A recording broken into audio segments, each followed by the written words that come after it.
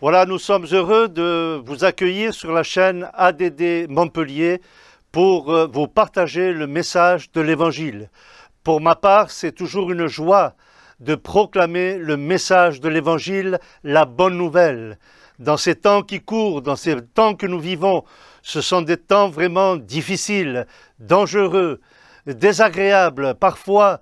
Mais pour vous, en cet après-midi, il y a la bonne nouvelle. Et cette bonne nouvelle, c'est la nouvelle de Jésus, le Fils de Dieu. J'aimerais vous partager en quelques instants l'expérience de 4 hommes de la parole de Dieu qui ont fait une expérience avec le Seigneur Jésus-Christ. Et dans cette expérience, ils ont expérimenté la joie, la paix, une transformation intérieure. Et le premier de ces personnages se trouve dans la parole de Dieu, dans le livre de Job. De la parole, le livre de Job, c'est le livre le plus ancien de la parole de Dieu. C'est un homme qui va expérimenter la puissance de Dieu. Et cet homme écrira dans Job au chapitre 19 et au verset 23, ces quelques versets. « Oh, je voudrais que mes paroles fussent écrites, qu'elles fussent écrites dans un livre. Je voudrais qu'avec un burin de fer et avec du plomb, elles fussent pour toujours gravées dans le roc. Mais je sais que mon Rédempteur est vivant. » Voilà l'expérience de Job. On connaît Job et il y a un certain dicton populaire qui dit « être patient comme Job ». Et c'est vrai que cet homme, de riche qu'il était, du jour au lendemain, il va se retrouver sur la paille, il va perdre tous ses biens, il va perdre toutes ses fermes, il va perdre même tous ses enfants à cause de crise. Et il va passer par des moments vraiment difficiles. Il va être même atteint dans son corps, il va perdre sa dentition, il va perdre sa vigueur. Et cet homme, un jour, va faire l'expérience que Dieu est vivant. Et c'est pour cela qu'il écrira « Je sais que Dieu est vivant ». Non seulement que Dieu est vivant, il dira « Je sais que mon Rédempteur est vivant ». Cet homme va faire l'expérience du Dieu qui rachète, du Dieu Rédempteur, celui qui vient chercher l'homme dans sa misère, dans sa crise, dans ses moments difficiles, et il vient pour le racheter, il vient pour le transformer. Et c'est l'expérience de Job. Il dira « Je sais ». Il va expérimenter l'amour et la grâce de Dieu. Et j'aimerais que toi qui passes par des moments de crise, de maladie, de difficultés, dans ton foyer, dans ta maison, à cause de tes enfants, à cause de ton emploi, tu passes par des crises, par des chemins sans issue, des rues des cul-de-sac, sans impasse.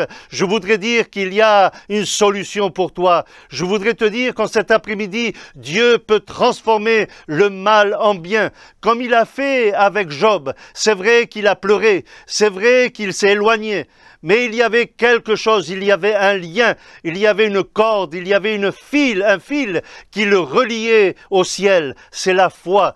Et il pouvait dire « Je sais que mon Rédempteur est vivant ». Le deuxième personnage se trouve dans l'évangile de Jean, au chapitre 9, verset 25. Et là aussi, c'est un jeune homme qui est aveugle. Et là, Jésus va passer sur son chemin. Il va y avoir un miracle extraordinaire. Cet homme qui est dans sa cécité, cet homme qui vit dans les ténèbres, Jésus va prononcer quelques paroles en lui disant « Lève-toi, va te laver à la fontaine de Siloé et tu te laveras le visage. » Et le Seigneur va faire un miracle extraordinaire. Des ténèbres, il va passer à la lumière. Il va voir. Et la première personne qu'il va voir dans sa vie, ce n'est pas papa, ce n'est pas maman, qu'il avait abandonné, qui marchait plus loin que lui. Ils étaient sur un autre chemin. Il va voir la vision de Jésus, celui qui va lui donner la guérison. Et la parole de Dieu nous dit qu'après cette guérison, il va y avoir les hommes religieux qui vont venir le questionner et mettre en doute cette expérience qu'il a pu faire avec Jésus. Ils vont le mettre à un tel doute que lui, il prononcera ces quelques paroles. Vous pouvez dire ce que vous voulez, vous pouvez penser ce que vous voulez, vous pouvez dire ce que vous voulez, mais ce que je sais, c'est que j'étais aveugle et maintenant je vois. Cet homme va faire une expérience, l'expérience de changer d'état, de passer des ténèbres à la lumière, de la mort à la vie.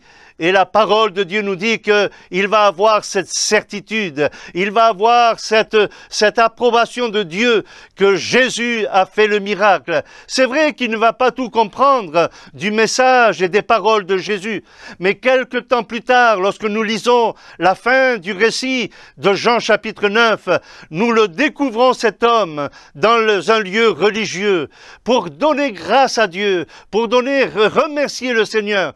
Et Jésus va se représenter à lui pour lui dire, crois-tu en Jésus? Il dit, mais je ne sais même pas qui est Jésus. Et pourtant, quelque temps avant, Jésus l'avait guéri. Mais Jésus ne s'était pas révélé encore à lui. Jésus s'était révélé à lui comme étant celui qui guérissait. Mais maintenant, Jésus veut se représenter à lui pour lui dire, voilà, ce que tu as besoin, c'est de la lumière dans ton cœur. Le péché a touché ton cœur et tu es dans le noir, tu es dans les ténèbres et tu as pas besoin de passer des ténèbres à la lumière. Et Jésus va lui parler en lui disant, et en lui posant cette question, crois-tu en Jésus? Il dit, mais je ne sais même pas qui est Jésus. Et Jésus va se révéler à lui, et cet homme va croire. Je sais que j'étais aveugle, et que maintenant je vois. Peut-être il y a un autrefois, comme la parole de Dieu nous le déclare. Autrefois, vous étiez morts. Autrefois, vous étiez insensés. Mais maintenant que la grâce de Dieu, maintenant que l'amour de Dieu a resplendi dans votre cœur, vous avez reçu ce message. Jésus vous a sauvé. Et gloire à Dieu, je bénis le Seigneur, parce que en cet après-midi, dans ta vie, il peut y avoir un maintenant. C'est vrai qu'il y a un autrefois de l'échec, un autrefois des ténèbres, mais maintenant c'est la lumière, maintenant c'est la victoire, maintenant c'est la délivrance. Et je bénis le Seigneur, parce que là où tu te trouves, Jésus veut faire ce miracle, et Jésus veut intervenir d'une manière miraculeuse. C'est vrai que Jésus ne se révèle pas d'une fois, tout d'un coup, mais il se révèle d'une manière progressive comme cet homme. Et j'aimerais qu'en cet après-midi, tu puisses expérimenter la guérison de ton corps. Et non seulement que tu puisses expérimenter la guérison de ton corps, mais le salut de ton âme. Tu vis dans le péché, tu vis dans la misère, tu vis loin de toi, de Jésus. Et Jésus veut s'approcher de toi en disant, je suis la lumière. Et la parole de Dieu nous dit dans Matthieu chapitre 4 que ceux qui étaient assis dans les ténèbres, ils ont vu une grande lumière. Et l'évangile, c'est la lumière, parce que Jésus est la lumière du monde. Cet homme pouvait faire cette déclaration extraordinaire, expérimentale. Je sais que maintenant je vois. J'étais aveugle, mais maintenant je vois. J'étais esclave, mais maintenant je suis libre. J'étais pécheur, et parce que je me suis repenti, j'ai demandé pardon à Jésus. Maintenant je suis sauvé. Et non seulement comme Job, je sais que mon Rédempteur est vivant, mais moi, je peux dire en cet après-midi, je sais que Jésus est vivant. Il vit en moi. Et le Seigneur a fait un miracle extraordinaire dans ma vie. Puisses-tu, cet après-midi, expérimenter ce miracle. Et j'aimerais terminer par un autre homme qu'on appelle le roi David. Il pourra écrire ce psaume 135 et au verset 5, il dira ces quelques paroles. Je sais que Dieu est grand. Et j'aimerais te dire que notre Dieu est grand. Le roi David écrira le psaume 103 et il dira, mon âme bénit l'Éternel et n'oublie aucun de ses bienfaits, que tout ce qui est à l'intérieur de ma vie bénisse, adore, glorifie son saint nom. Pourquoi? Parce qu'il avait expérimenté, lui aussi, l'amour de Dieu. Car c'est lui qui pardonne, c'est lui qui guérit, c'est lui qui délivre. Il pourra écrire ce psaume 103. Et au psaume 104, il dit « Mon âme bénit l'Éternel. Ô Dieu, tu es grand. » Et il ajoutera « Tu es infiniment grand. » Et j'aimerais terminer en cet après-midi avec ces quelques versets de la parole de Dieu. Jean 3, 16. « Car Dieu a tant aimé le monde qu'il a donné son Fils unique, afin que quiconque croit en lui ne périsse point, mais qu'il ait la vie éternelle. » Voilà le grand amour de notre Dieu, lui qui est grand. Il est venu sur cette terre pour devenir un bébé et pour devenir un adolescent à l'âge de 12 ans. Et à l'âge de 30 ans, Jésus allait de lieu en lieu, faisant du bien, parce il était propulsé par l'amour de Dieu. Il voulait que les hommes soient sauvés, changés, délivrés. Et c'est pour cela que le verset Jean 3,16, c'est le verset le plus important de la parole de Dieu, parce qu'il nous parle de l'amour de Dieu, du grand amour de Dieu pour les grands pécheurs que nous sommes, loin de lui. Jésus, cet après-midi, veut te sauver. Et j'aimerais que tu puisses dire comme Job, je suis dans la misère, je suis dans la crise, je suis dans les difficultés, je suis dans les larmes. Mais maintenant que j'ai accepté Jésus, je sais que mon Rédempteur est vivant. Comme cet aveugle, il pourra dire, je sais que maintenant je vois, j'étais aveugle, mais maintenant je vois. C'est une expérience, c'est une conviction. Un homme politique a pu dire, il n'y a pas plus têtu qu'un fait. Et cet homme a été en contact avec Jésus. Il y a ce fait, il y a ce miracle. Et ce miracle est plus têtu qu'un fait. Jésus a sauvé son âme. Et j'aimerais terminer avec cet homme religieux, ce quatrième homme, qui avait une religion fanatique, une religion de l'Ancien Testament. Cet homme qui persécutait l'Église. Il pourra dire dans la deuxième épître à Timothée, au chapitre 1 et au verset 12, « Je sais en qui j'ai cru. » Il avait la foi, non pas en quelque chose, non pas en un talisman, en une idole. Il avait confiance en un Dieu vivant et vrai.